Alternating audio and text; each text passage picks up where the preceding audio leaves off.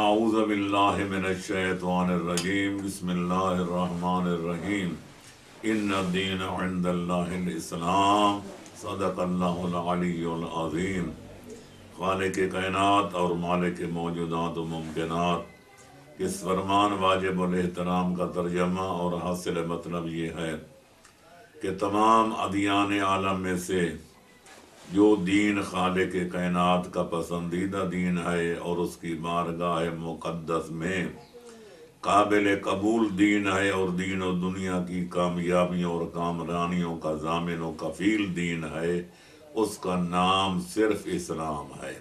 تو سلسلہ کلام اسلام کے بارے میں، تفہیم اسلام کے بارے میں چل رہا تھا کہ وہ اسلام جو خالق کائنات نے بنایا، جو پیغمبر اسلام صلی اللہ علیہ وآلہ وسلم نے 23 سال کی طویل و عریض مدت میں بے کم و کاست من و ان لوگوں تک پہنچایا، اور جسے حیدر کرار اور چند مخلص صحابہ اخیار نے مل جل کر پھیلایا، اور جسے مشکل وقت آنے پر حضرت امام علی مقام حسین ابن علی علیہ الصلاۃ والسلام نے دنیا و ما فیہا کی مشکلات و مصائب برداشت کر کے ناقابل تصور مشکلات سہ کے اس کو زندہ جاوید بنایا، اور قیامت تک اس کو باقی رکھنے کا انتظام فرمایا۔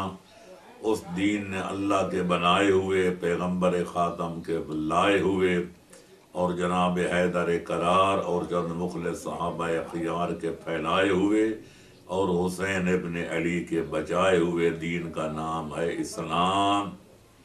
اور وہ اسلام چند چیزوں پر مشتمل ہے، یا یوں عرض کروں کہ وہ ایک معجون مرکب ہے جس کے اجزاء ترکیبی کچھ عقائد ہیں، کچھ نظریات ہیں، کچھ فروع ہیں، عبادات ہیں، کچھ محرمات ہیں، کوئی واجبات ہیں، کچھ انسانی معاملات و تعلقات ہیں، کچھ اخلاقیات ہیں، کچھ معاشیات ہیں، کوئی سیاسیات ہیں، کوئی تمدنیات ہیں، کچھ معاشرتیات ہیں۔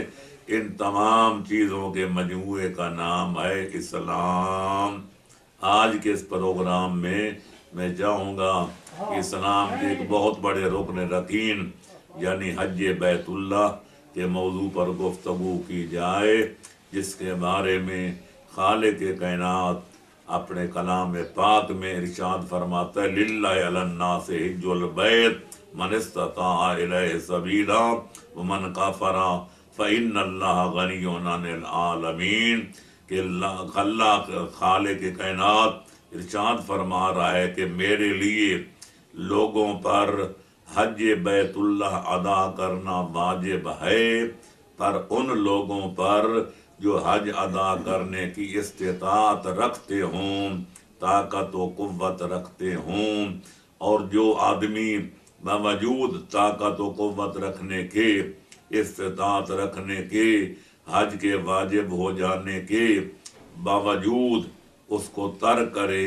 تو خالق فرماتے اگر کوئی کافر بن جائے، اس سے معلوم ہوا کہ خالق کی کائنات نے ترک حج کو کفر قرار دیا ہے۔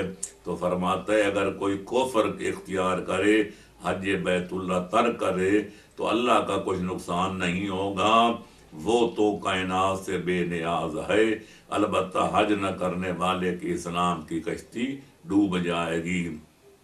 تو لہذا حج بیت اللہ کیا ہے؟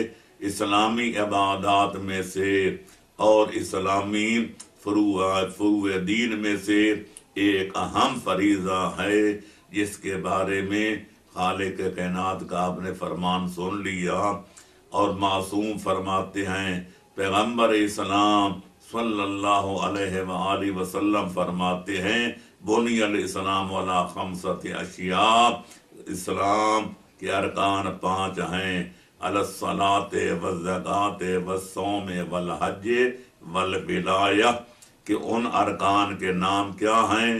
نماز ہے، زکوٰۃ ہے، روزہ ہے، حج ہے، اور ولایت آل محمد ہے۔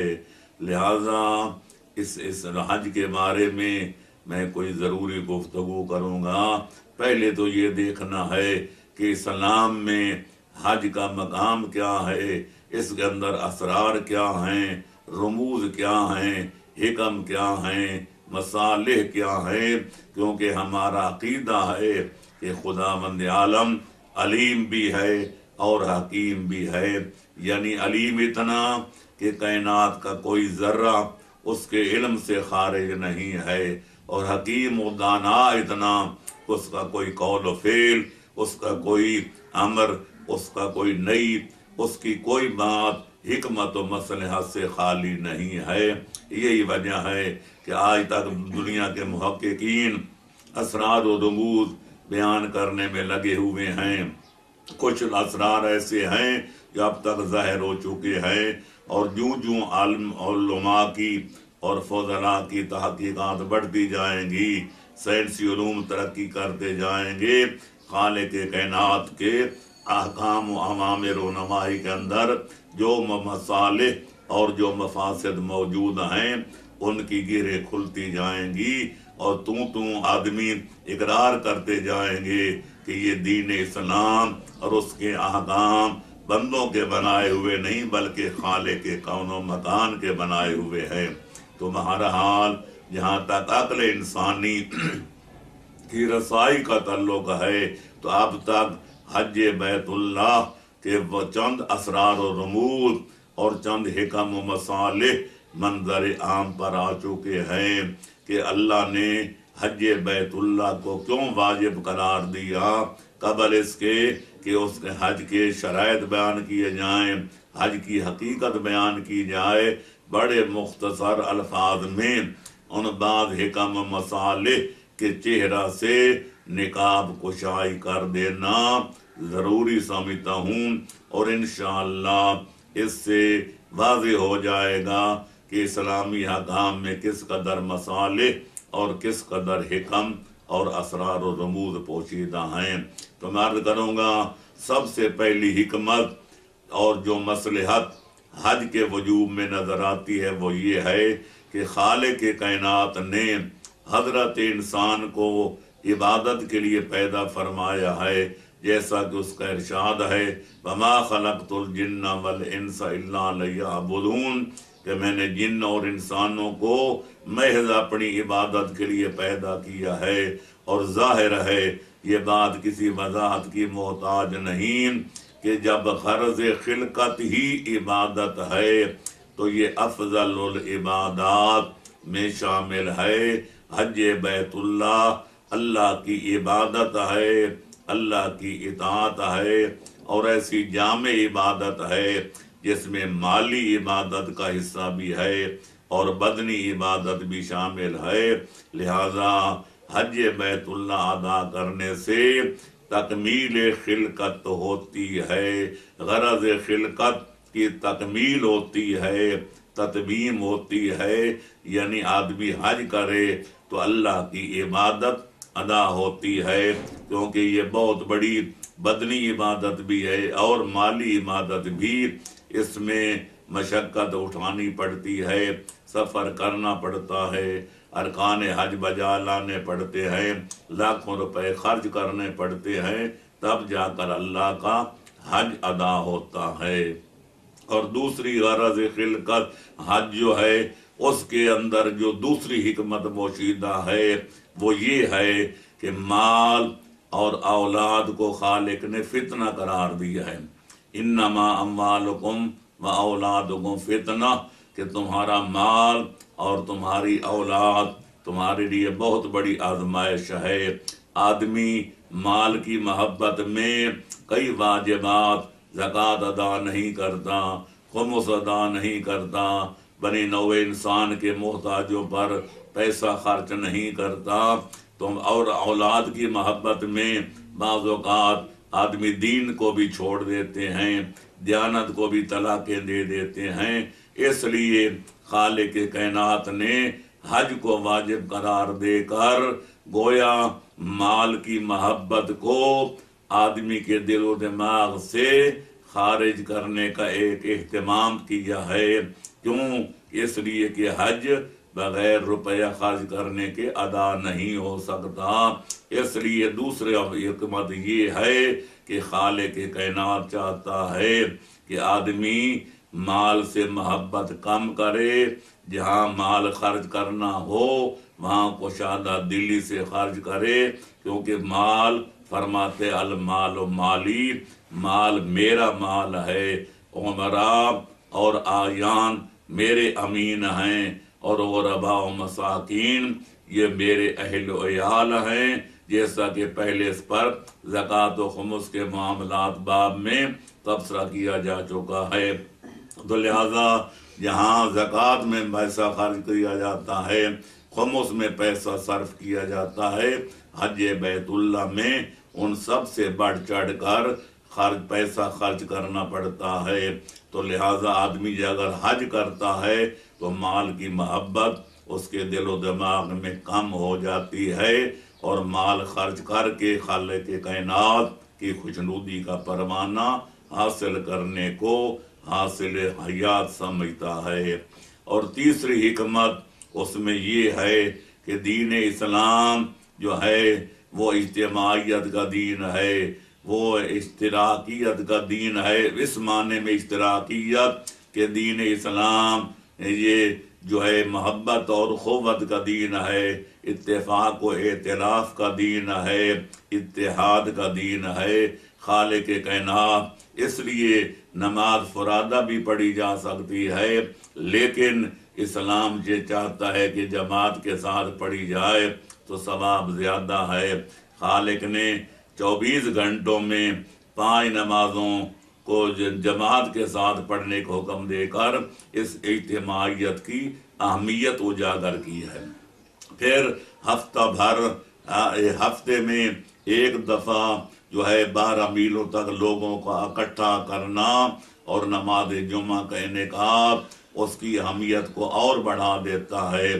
फिर साल में 2 ईदें ऐसी हैं, ईद उल अज़हा और ईद को अपना ईद उल फितर, इन पर फिर बहुत बड़े इज्तिमा का एहतमाम किया गया, हत्ता कि फिर साल में एक बार पूरे आलम इस्लाम को इकट्ठा करने का एहतमाम किया जाता है।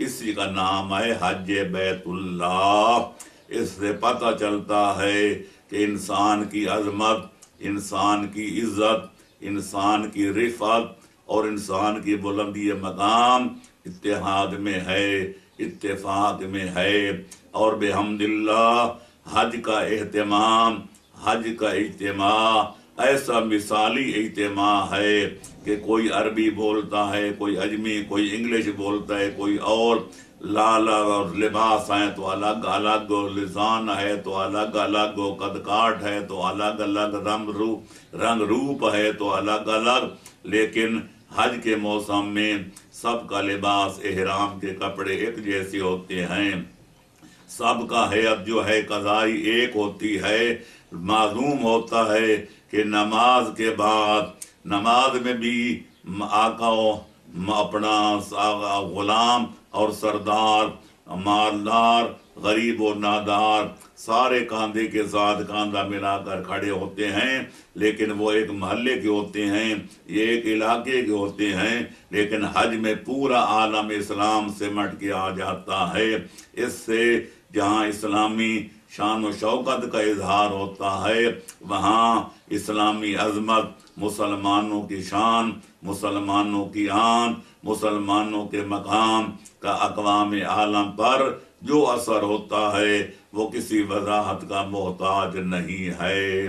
लिहाजा खालिक कायनात ने हज को वाजिब करार दिया ताकि मुसलमानों की शौकत, शान व शौकत का मुजाहरा किया जाए और अक़वाम आलम पर उनका रोबोदाब जो है वो बिठाया जाए, ताकि मुसलमानों को कोई ज़रर ज़िया पहुँचाने की कभी हरकत न कर सके, क्योंकि मुसलमान एक जसद वाहिद की मानद हैं। जिस्म के एक हिस्से में, किसी एक उज़्व में कोई तकलीफ महसूस हो तो सारा जिस्म बेकरार हो जाता है।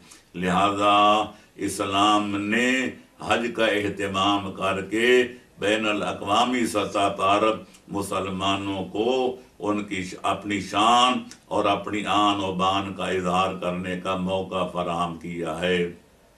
اور اس سے علاوہ چوتھی مصلحت یہ ہے کہ جب پورا عالم اسلام اکٹھا ہوگا اور کئی دنوں تک اکٹھے رہیں گے تو لہٰذا ان کو موقع ملے گا ایک دوسرے کے مسائل کے معلوم کرنے کا، اور موقع ملے گا ایک دوسرے کے ساتھ مشورہ کرنے کا، اور موقع ملے گا ایک دوسرے کے مسائل کو حل کرنے کا۔ لیکن افسوس سے کہنا پڑتا ہے کہ اکثر لوگ ان فوائد اور ان عوائد سے فائدہ نہیں اٹھاتے، بھاگتے بھاگتے آتے ہیں تو بھاگتے بھاگتے چلے جاتے ہیں۔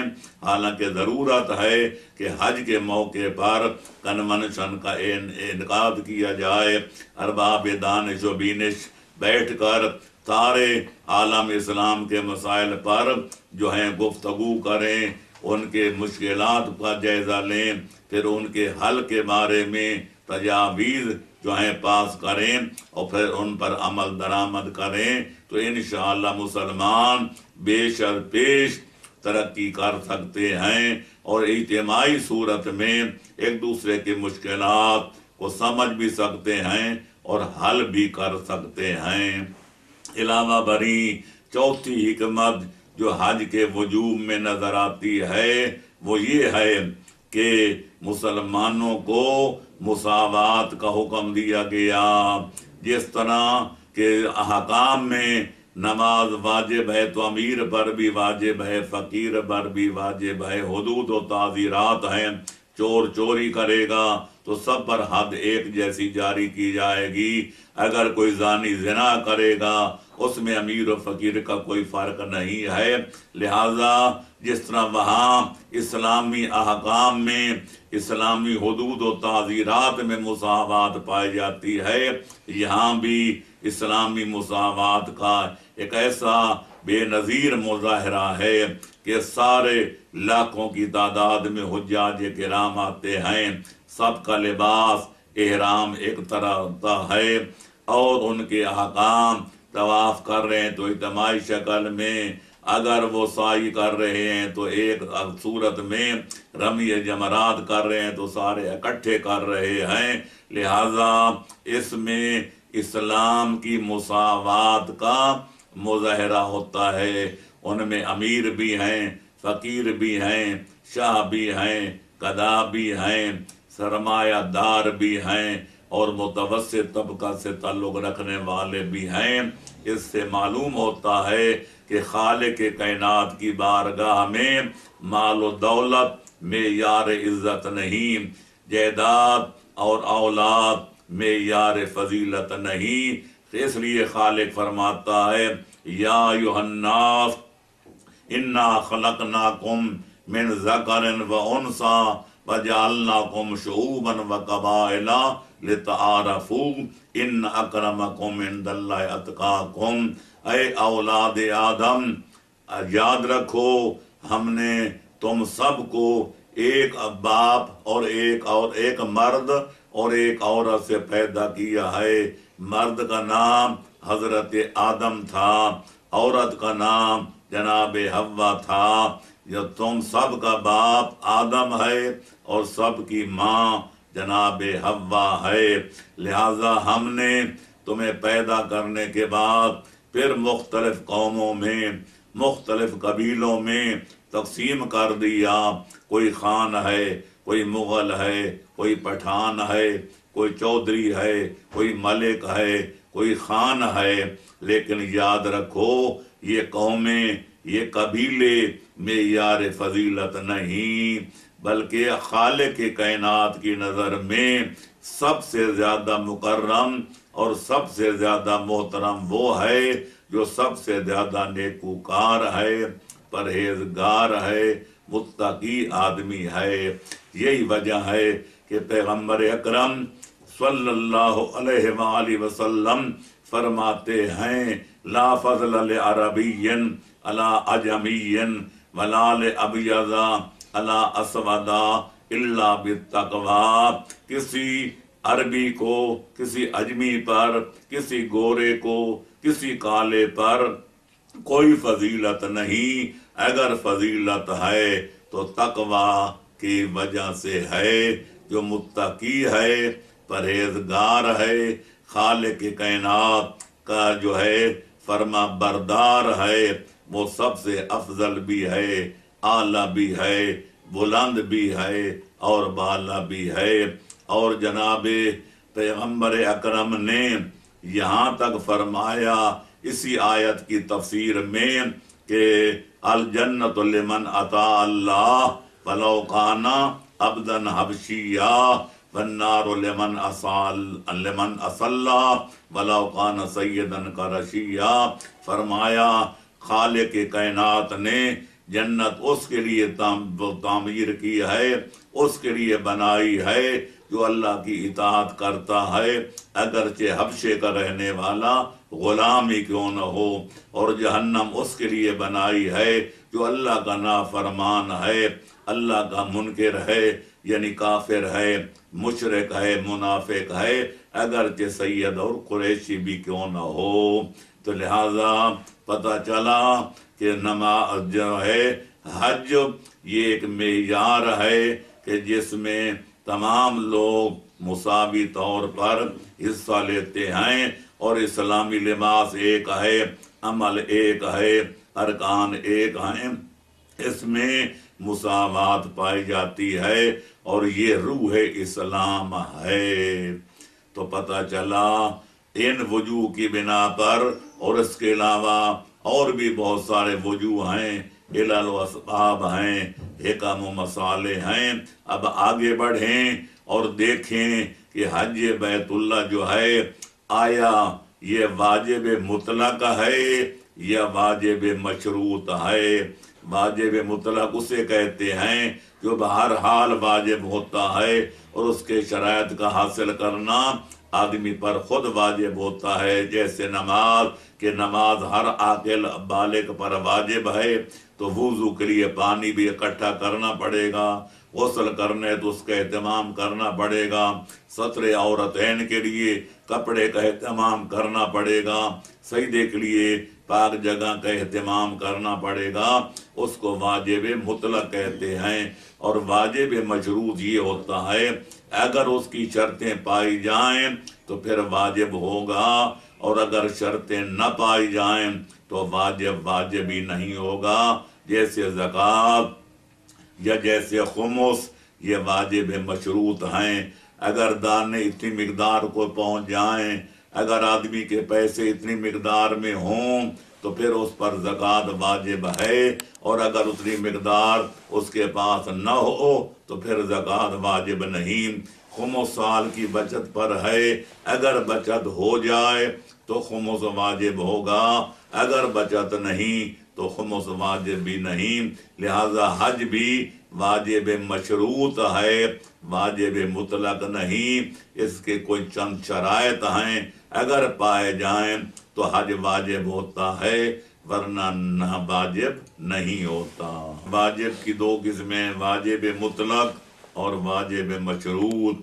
अब देखना ये है कि हज वाजिब मुतलक है तो उसके शराइत हासिल करना पड़ेंगे, या अगर वाजिब मशरूत है, अगर वो शर्तें पाई हासिल हो गई तो हज वाजिब होगा, वरना वाजिब ही नहीं होगा।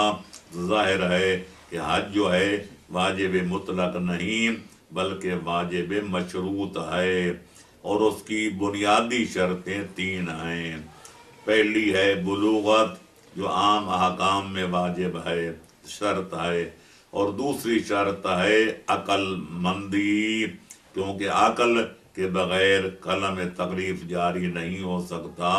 और तीसरी शर्त जो बुनियादी हैसियत रखती है ख़ास तौर पर हज के मामले में, वो इस्तिताअत है।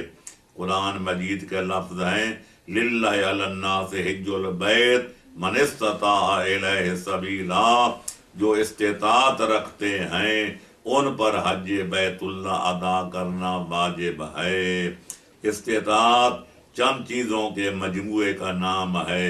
सबसे पहली चीज़ ये है कि आदमी हज पर वो जाएगा, हज उस पर वाजिब होगा जिसके पास सफ़र का ज़ाद सफ़र मौजूद हो, सवारी पे जाना है तो सवारी मौजूद हो, सवारी अपनी नहीं तो किराया मौजूद हो, नानो नफ़का वो भी मौजूद हो, और वापस आने तक अपने बीवी बच्चों के अखराजात का इंतज़ाम भी हो, और जब वापस आए तो फिर भी कोई खाने पीने का एहतमाम हो।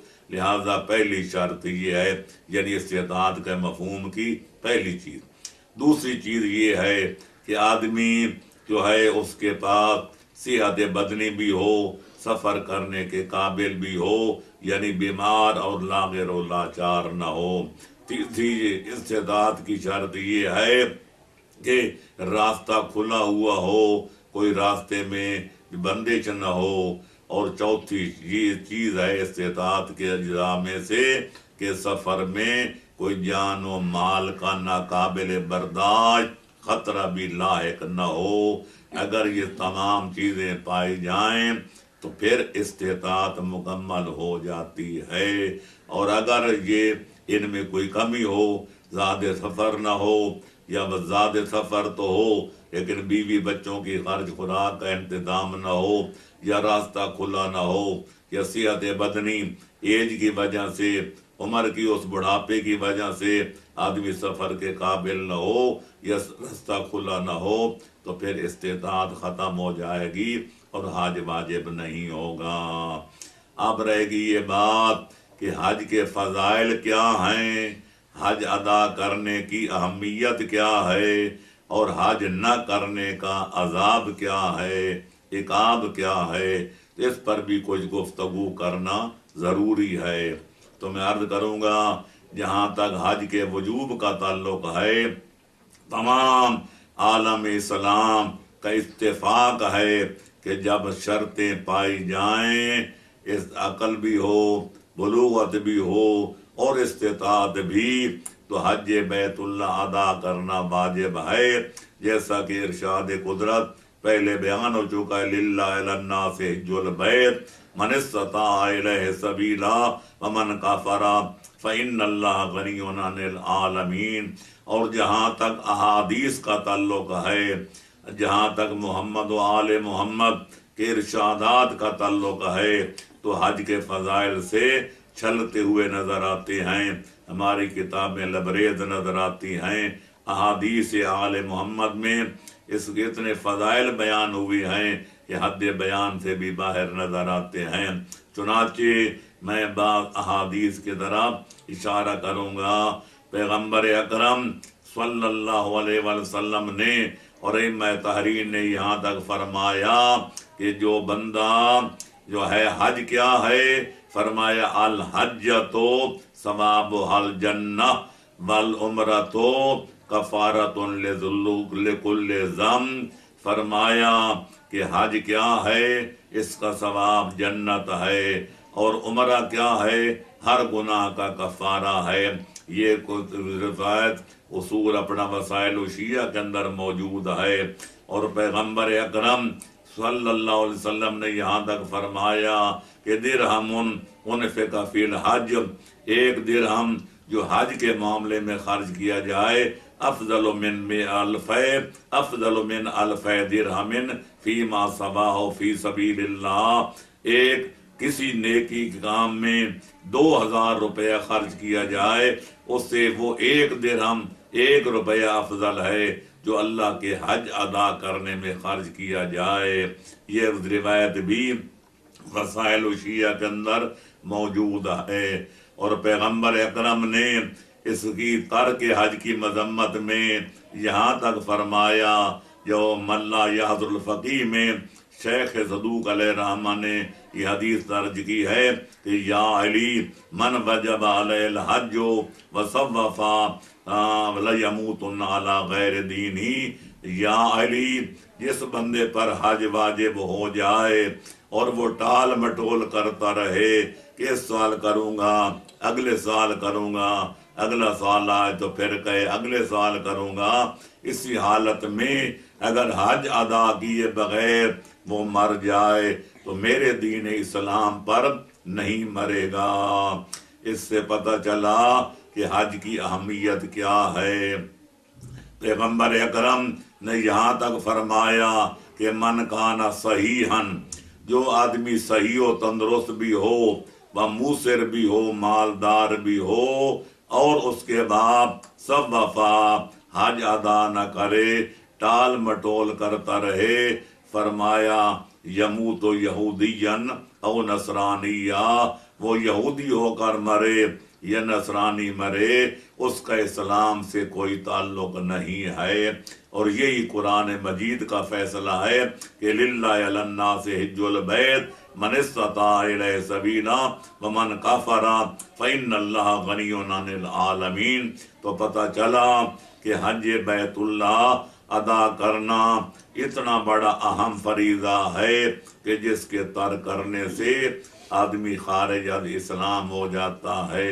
اور یہاں تک روایات میں موجود ہے کہ ایک آدمی کے پاس سونے کا کوٹھا بھرا ہوا ہو اور جسے راہ خدا میں خرچ کر ڈالے، جتنا ثواب اس کا ملے گا ایک حج کا ثواب اس ثواب سے زیادہ ہے جو اللہ کی راہ میں پورے سونے کا کوٹھا خرچ کر دیا جائے۔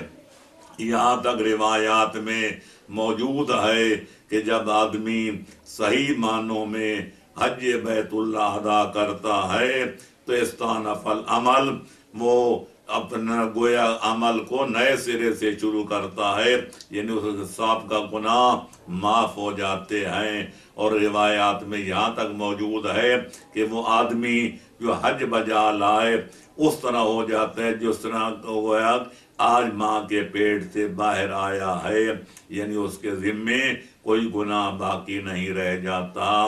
لیکن یہ وضاحت کرنا ضروری سمجھتا ہوں کہ اس سے حق اللہ جو ہے وہ یقیناً اس میں شامل ہے، لیکن جہاں تک حقوق العباد کا تعلق ہے، اگر کسی نے کوئی قتل کیا ہے، کسی کا مال دبایا ہے، کسی کی عزت لوٹی ہے، تو بہرحال اس سے حقوق الناس معاف نہیں ہوتے، وہ ادا کرنا پڑیں گے۔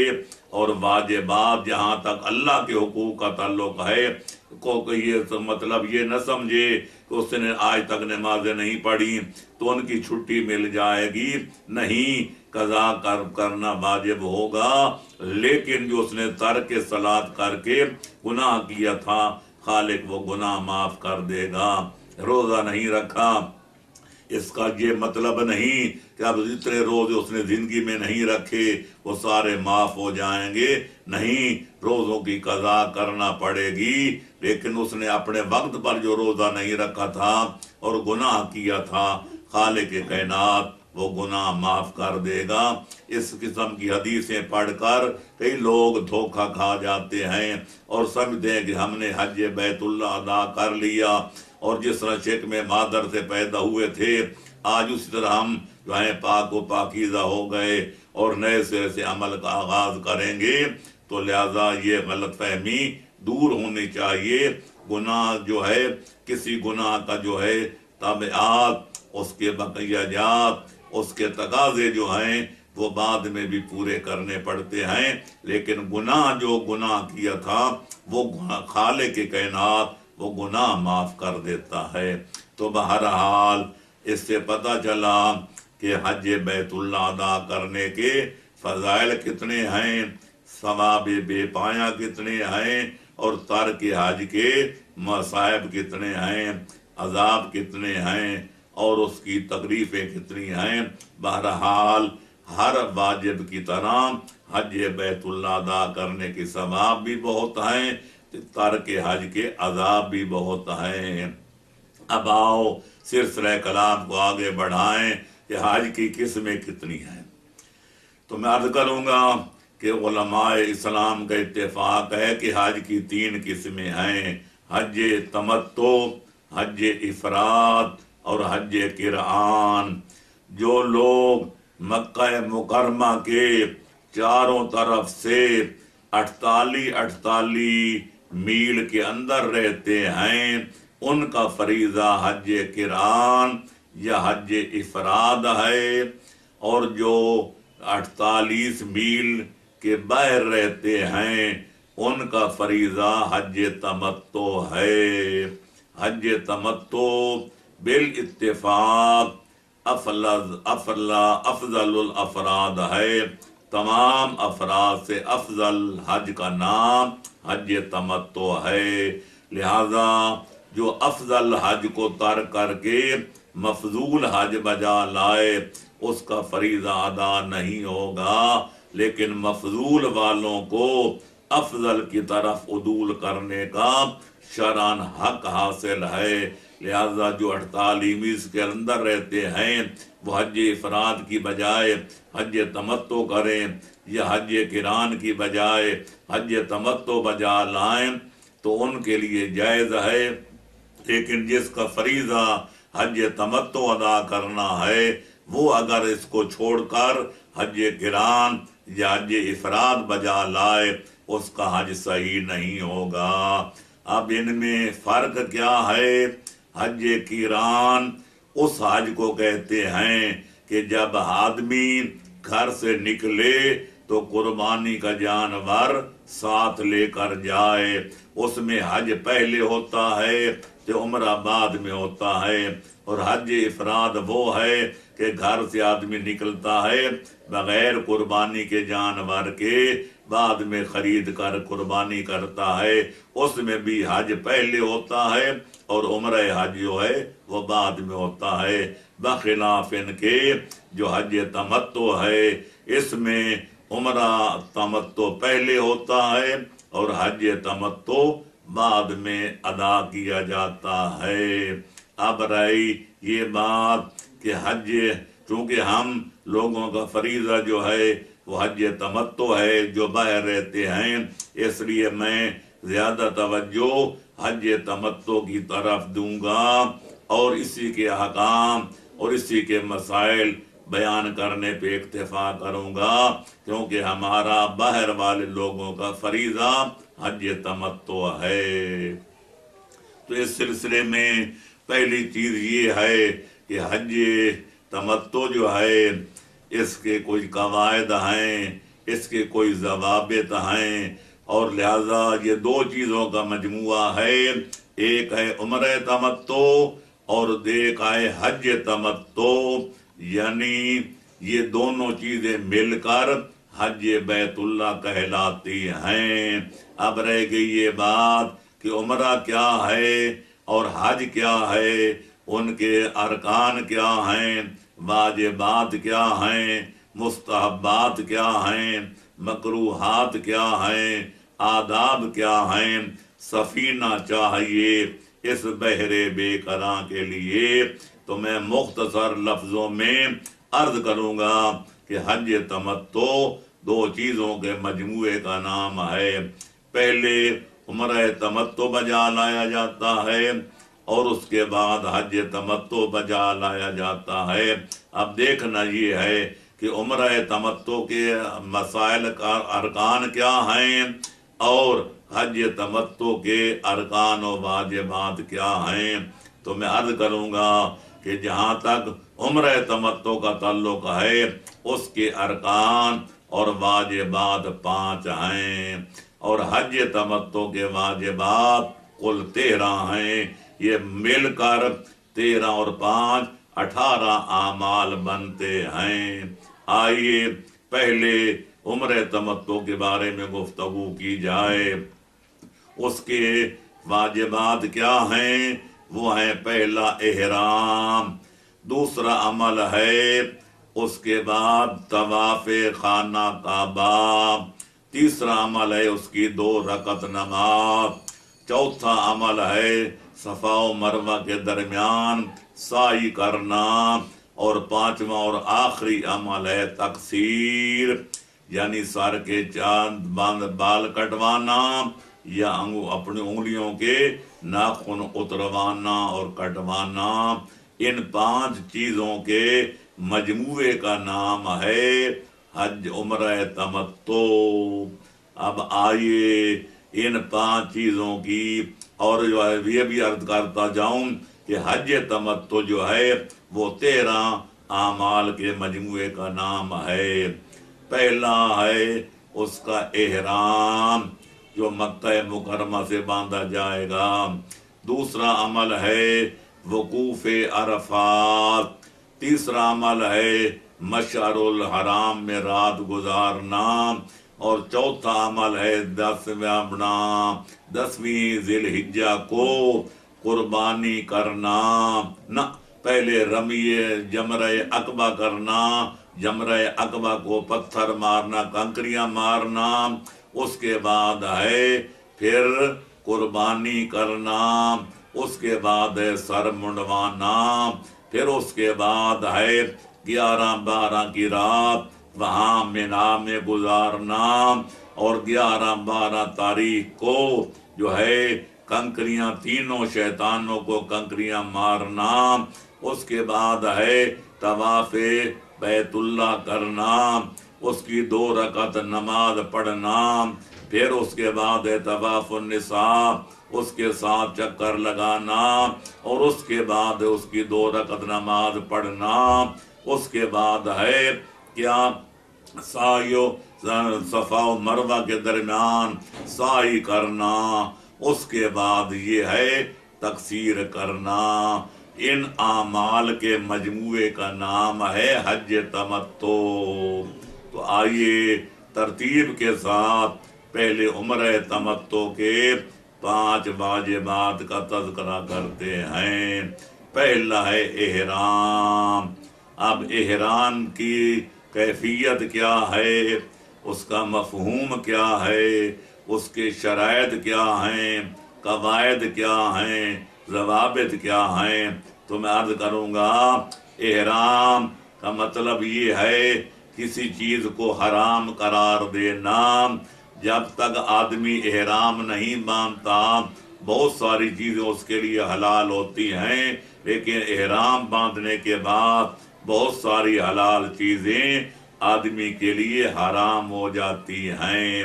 اب آئیے پہلے احرام کی کیفیت کا بیان کر دیں تاکہ پتہ چلے احرام باندھنے کا طریقہ کیا ہے۔ تو اس کے لیے ضروری ہے کہ 2 چادریں انسلی مہیا کی جائیں، ایک بطور دہمند باندھی جائے گی اور دوسری کاندھوں پر ڈالی جائے گی، تاکہ دونوں چادروں سے ستر عورتین بھی حاصل ہو جائے اور سردی گرمی سے بچاؤ کا اہتمام بھی ہو جائے۔ اور اس سے یہ بھی ثابت ہوتا ہے کہ احرام کا کپڑا ایسا ہونا چاہیے جس میں نماز پڑھنی جائز ہو۔ لہذا مرد کے لیے ریشم کے کپڑے میں احرام باندھنا جائز نہیں ہوگا، کیونکہ ریشم کے کپڑا میں مرد کے لیے نماز پڑھنا حرام ہے، بلکہ عام حالات میں بھی مرد کے لیے ریشم کا کپڑا استعمال کرنا جائز نہیں ہے۔ ہاں البتہ عورت اگر احرام باندھنا چاہے تو ریشم کے کپڑے میں باندھ سکتی ہے۔ لہذا جو شرط یہ ہے کہ چادریں 2 ہوں اور وہ بھی انسلی ہوں، ذریعہ ان کا جو ہے عرض ذرا اتنا ہو کہ بطور تہمت باندھی بھی جا سکے اور کاندھوں پر اوڑھی جائے تو بدن کو ڈھانپ بھی سکے۔ اس کے علاوہ احرام تب باندھا جائے گا کہ جب پہلے مواقیت کا علم ہو۔ تو میرے دوستو عزیزو اور بزرگو، جس طرح باقی چیزوں کے کوئی شرائط ہوتے ہیں، کوئی قواعد ہوتے ہیں، کچھ اوقات ہوتے ہیں، مثلا ماہ رمضان جو ہے روزہ ماہ رمضان میں واجب ہے، دوسروں مہینوں میں واجب نہیں، نماز اپنے اوقات پہ واجب ہے، دوسرے اوقات پہ نہیں، اس طرح اس کے بھی مواقیت ہیں، یعنی اس کے حج کے اوقات بھی ہیں اور مقامات بھی ہیں۔ اوقات کا جہاں تک تعلق ہے وہ 3 مہینے ہیں جن کو اشہر الحج کہا جاتا ہے۔ شوال ہے، ذی القعدہ ہے، ذی الحجہ کا پہلا عشرہ ہے۔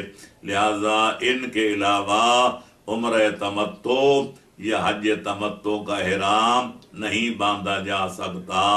اور جہاں تک مواقیت کا یعنی ان مقامات کا تعلق ہے تو بھی چند مخصوص مقام ہیں جہاں سے احرام باندھا جاتا ہے، ہر جگہ سے احرام نہیں باندھا جا سکتا۔ وہ مقامات کیا ہیں؟ مسجد شجرہ ہے، مسجد اپنا وادی عقیق ہے، جوفہ ہے، اور یلملم ہے۔ اس کے علاوہ اور 5-6 مقامات ہیں جن سے احرام کا باندھنا واجب ہے۔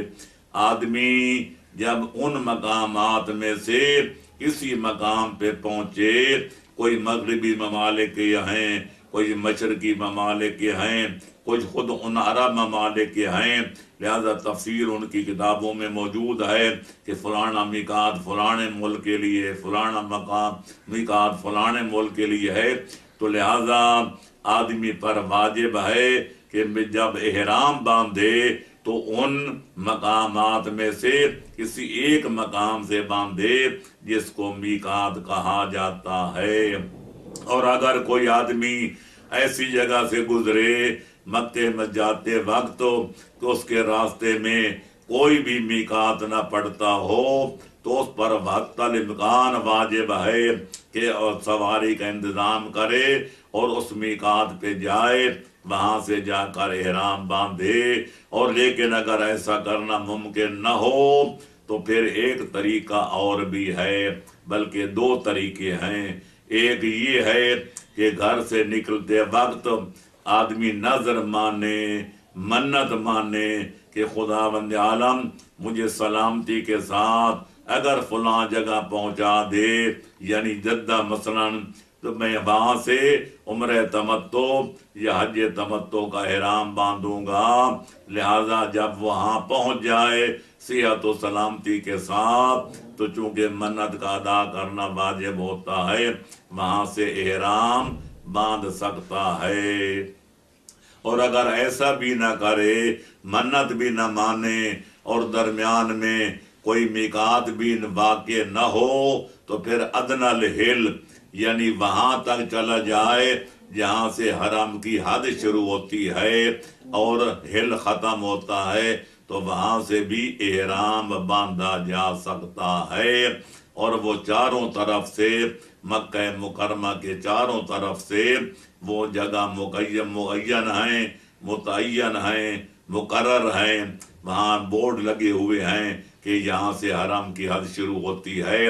لہذا جدے کے راستے سے جائیں تو درمیان میں ایک مقام ہے جس کو شمیسی بھی کہتے ہیں، حدہ بھی کہتے ہیں، آلام بھی کہتے ہیں، تو وہاں جب پہنچے تو وہاں اپنے آپ کو سواری سے اتر کر یا اگر پیدل ہے تو وہاں رک کر احرام باندھ سکتا ہے۔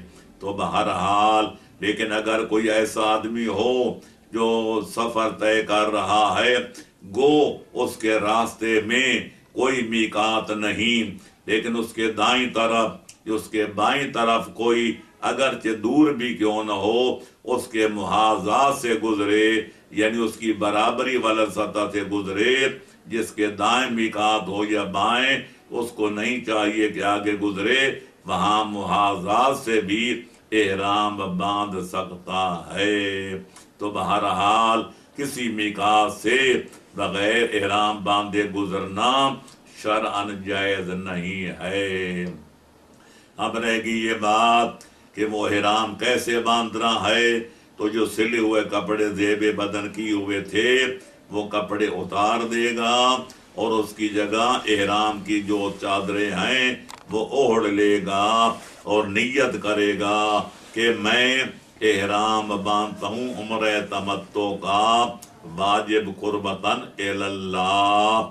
یہ نیت جو پہلے بھی بیان ہو چکی ہے کہ وہ دل کے کی جاتی ہے، لیکن حج کے اعمال و ارکان میں، حج کے معاملات میں مستحب ہے کہ یہ نیت لفظوں میں کی جائے اور جو دل میں ہے اس کو زبان سے بھی ادا کیا جائے۔ لہذا اور پھر وہ 2 کپڑے جو ہیں اوڑھ لیے جائیں۔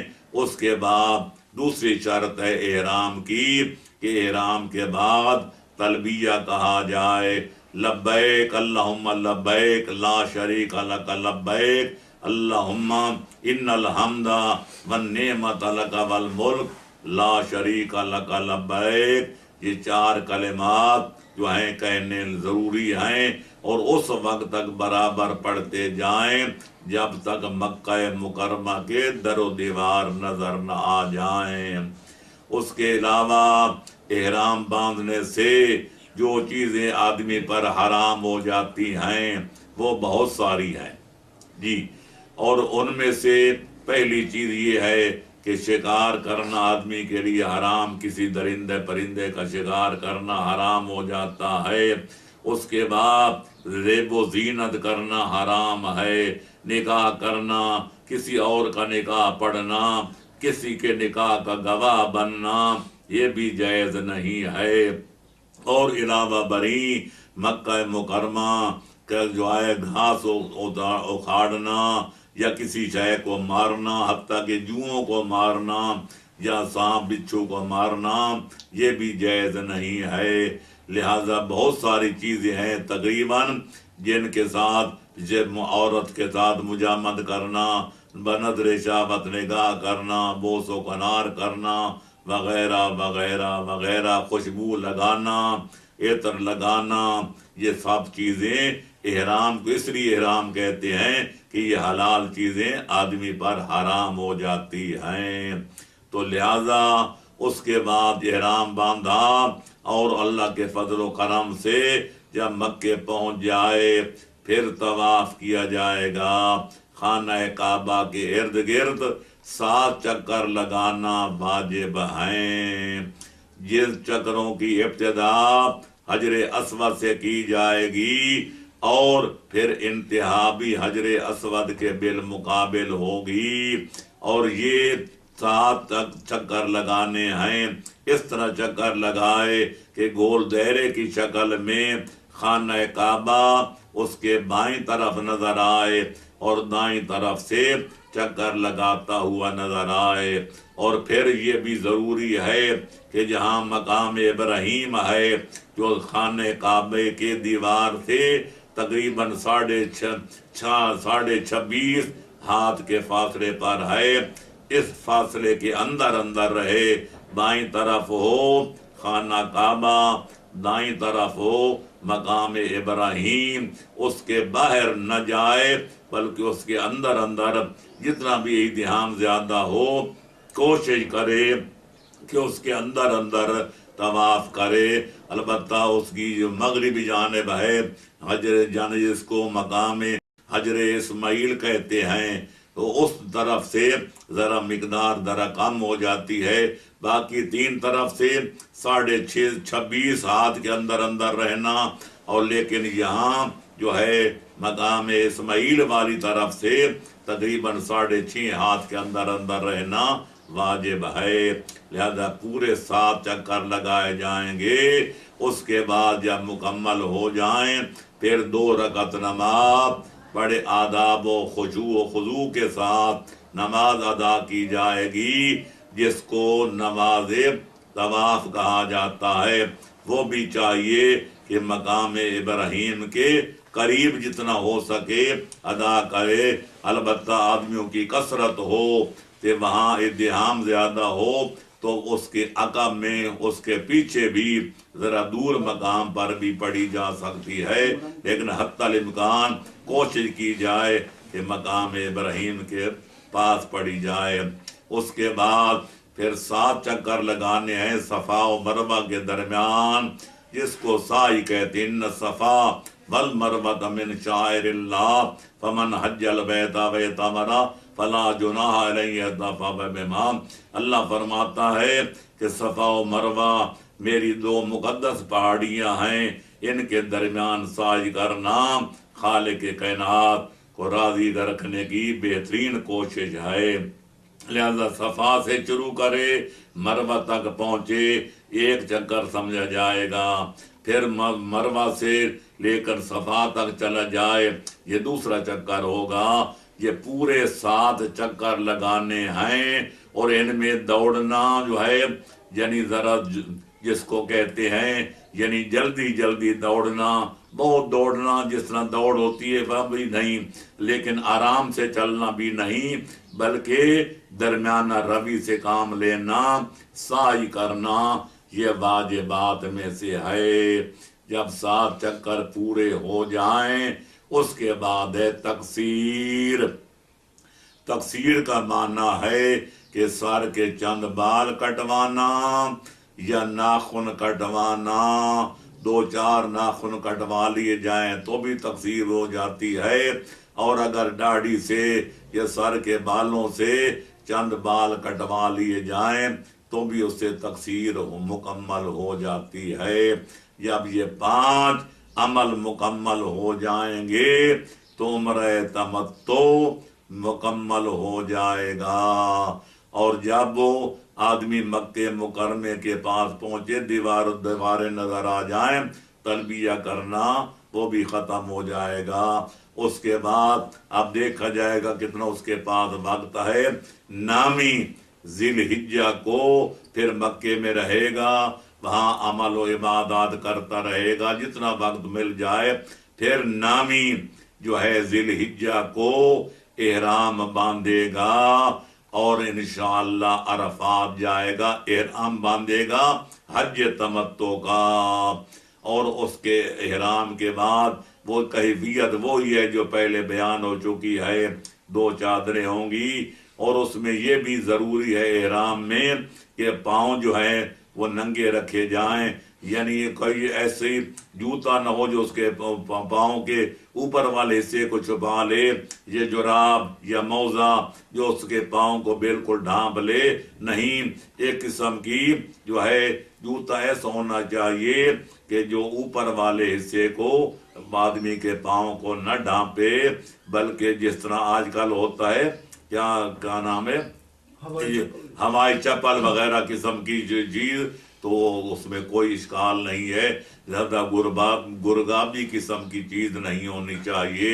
لہذا حج تمتع کا احرام باندھے گا اور سیدھا پہنچے گا آدمی مقام عرفات پر، وہاں ظہر سے لے کر نماز ظہرین وہاں ادا کی جائے گی اور وہ جمع بین صلات کی جائے گی۔ یہ وہ مقام ہے جہاں تمام برادران اہل سنت ہوں یا شیعان علی ہوں، سب نماز ملا کر پڑھتے ہیں، اور پھر زوال سے لے کر مغرب سے پہلے مغرب تک وہاں ٹھہرنا واجب ہے۔ مقام عرفات میں وہاں توبہ کرنی چاہیے، انابہ کرنا چاہیے، اپنے گناہوں کی بخشش طلب کرنی چاہیے، کیونکہ یہ وہ مقام ہے جہاں خالق کائنات اپنے گنہگار بندوں کی توبہ قبول فرماتا ہے۔ اس کے بعد جب غروب آفتاب ہو جائے پھر وہاں سے چلنا اور مشعر الحرام پہنچنا واجب ہے، اور وہاں جا کر نماز مغربین مغرب و عشاء کی اکٹھی پڑھی جائے گی۔ وہاں جا کر پھر رات بسر کرنا، خواہ جاگ کے کرے یا سو کے کرے، بہرحال وہاں مشعر الحرام میں جس کو مزدلفہ بھی کہا جاتا ہے وہاں شباشی کرنا واجب ہے۔ اس کے بعد صبح کی نماز بھی وہیں مزدلفہ میں مشعر الحرام میں ادا کی جائے گی، اور اس کے بعد آدمی روانہ ہو جائے مینا کی طرف، لیکن سورج ابھرنے سے پہلے روانگی لازم ہے، تاکہ راستے میں سورج ابھرے تو ابھرے۔ بالبرز وہاں پہنچنے کے بعد روزے جو ہے 10ویں ذی الحجہ کو 3 عمل بجا لانے واجب ہیں۔ پہلا عمل کہ وہ رمی جمرہ عقبہ جو ہے سب سے بڑا شیطان ہے اس کو 7 کنکر مارنے ہیں۔ اس کے بعد قربانی کرنی ہے، قربانی کے بعد پھر اگر آدمی پہلی دفعہ حج پہ جائے اس پر سر مڑوانا واجب ہے، اور اگر پہلے حج کر چکا ہو تو پھر مڑوا بھی سکتا ہے اور تقصیر بھی کر سکتا ہے۔ تقصیر کا معنی پہلے بیان ہو چکا کہ چند بال کٹوانے کا نام تقصیر ہے، یا چند انگلیوں کے ناخن اتارنے کا نام جو ہے تقصیر ہے۔ لیکن پہلی دفعہ جائے تو اس پر کل حال حج و سر مڑوانا واجب و لازم ہے۔ یہ اس کے دن کے اعمال ہیں۔ پھر اگر چاہے تو باقی ماندہ اعمال اسی دن جا کر مکے میں بجا لائے، اور اگر چاہے تو یہیں ٹھہر جائے، کیونکہ 11 کی رات وہاں رات شب باشی کرنا واجب ہے، اور 11 کے دن تینوں شیطانوں کو کنکر مارے گا، 7 کنکریاں لگنا واجب ہیں۔ لہذا 12ویں تاریخ کو بھی، 12 ذی الحجہ کو بھی وہیں تینوں شیطانوں کو کنکر مارے گا۔ اگر چاہے تو یہ عمل جا کر 10ویں کو بھی مکے جا کر بجا لا سکتا ہے، اور اگر چاہے تو یہیں ٹھہرا رہے، اور 12 کو یہاں کنکر مارنے کے بعد پھر مکہ چلا جائے، اور مکہ جانے کے بعد وہاں باقی اعمال کرنا پڑیں گے۔ ایک طواف حج 7 چکروں کا نام ہے، جس کی تفصیل پہلے بیان ہو چکی ہے۔ اس کے بعد پھر 2 رکعت نماز طواف پڑھی جائے گی۔ اس کے بعد پھر طواف النساء کیا جائے گا، جس کے عورتیں جو پہلے حرام ہو گئی تھیں سب حلال ہو جاتی ہیں۔ اس کے بعد اس کی 2 رکعت نماز پڑھی جائے گی۔ اس کے بعد صفا و مروہ کے درمیان سعی کی جائے گی، اور سعی کے بعد تقصیر کی جائے گی۔ بحمد اللہ حج بیت اللہ مکمل ہو جائے گا۔ اس کے بعد اگر وہاں ٹھہرنا چاہے تو ٹھہر سکتا ہے، اور اگر چاہے تو 12 کے بعد 13 کو بے شک اپنے وطن مراجعت کر سکتا ہے۔ اور البتہ یہ عرض کرتا جاؤں کہ جب حج بیت اللہ تو مکمل ہو گیا، لیکن جب حاجی حج پر جائے تو اس پر لازم ہے کہ پیغمبر اکرم اور صلی اللہ علیہ وسلم جناب خاتون قیامت اور ائمہ بقیہ کی زیارت کے لیے مدینہ منورہ بھی ضرور جائے، خواہ حج بیت اللہ سے پہلے جائے یا حج بیت اللہ سے فراغت کے بعد جائے۔ معصوم فرماتے ہیں، پیغمبر فرماتے ہیں، جو بندہ حج بیت اللہ پہ جائے اور میری زیارت نہ کرے اس نے مجھ پر ظلم و زیادتی کی ہے۔ اور یہ بھی معصومین کا فرمان ہے کہ امام اگر زندہ موجود ہوں تو ان کی بارگاہ میں حاضر ہونا حج کی تکمیل ہوتی ہے، اور اگر دنیا سے چلے جائیں تو ان کے قبور مقدسہ کی زیارت کرنا یہ بھی تکمیل حج میں شامل ہے۔ لہذا اگر وقت ہو تو پہلے جا کر مدینہ منورہ سے باپ پہلے ہو لے اور وہاں سے فارغ ہو کر حج بجا لائے، اور اگر ایسا نہیں کر سکا تو جب حج سے فارغ ہو جائے پھر مدینہ منورہ تشریف لے جائے، جا کے پیغمبر اکرم صلی اللہ علیہ وسلم کی زیارت بھی کرے، اور جناب بطول جو عند تحقیق پیغمبر اکرم کے روضہ کے اندر دفن ہیں، کیونکہ پیغمبر اکرم اپنے حجرے میں دفن تھے، خاتون قیامت اپنے حجرے میں دفن تھیں، اور وہ قریب تھے جب روضہ نبوی کو وسعت دی گئی، روضہ تعمیر کیا گیا تو بی بی کا حجرہ بھی پیغمبر اکرم کے روضے کے اندر داخل ہو گیا ہے۔